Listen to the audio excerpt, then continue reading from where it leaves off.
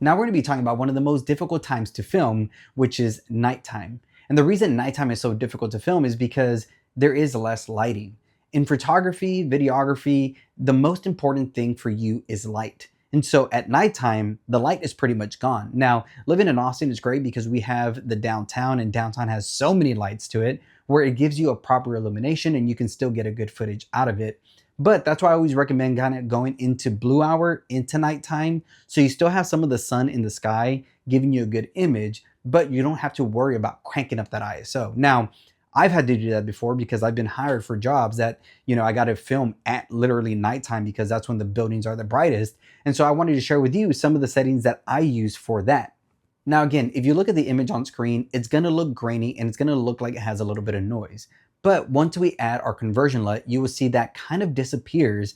And with whatever little noise we do have, I like to add a denoiser in post really low on Premiere Pro, and then probably bump up the sharpener a little bit too.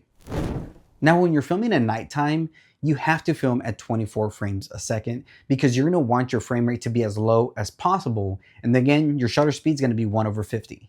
Now, this is where messing with your ISO comes in. Sometimes you want to push it all the way up to 1600, maybe even 3200, depending on how high your drone goes, but also the image that's coming out. Now, one of the other reasons it's so difficult to fly at nighttime is because the sensors don't work as well in your drone because it's so dark.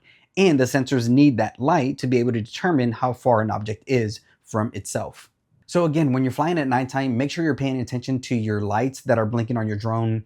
Make sure you know where your drone is at. Again, make sure you know the wind speed and all those things. If you don't know any of that, I highly recommend that you download the Drone Buddy app or a couple of apps that I've recommended. I'll link those below because those really keep me understanding how the sky is handling, which will allow me to know how to better handle my drone as well. Now, one of the other things I like to keep in mind when filming is also where I'm going to be posting this content. That's why I like to use the rule of thirds that is on your drone, because if you're going to be filming something for a website, but also for Instagram, using that middle framing that you have on the rule of thirds allows you to know what's going to be cropped in for your social media ads, whether it's Instagram, TikTok, YouTube Shorts.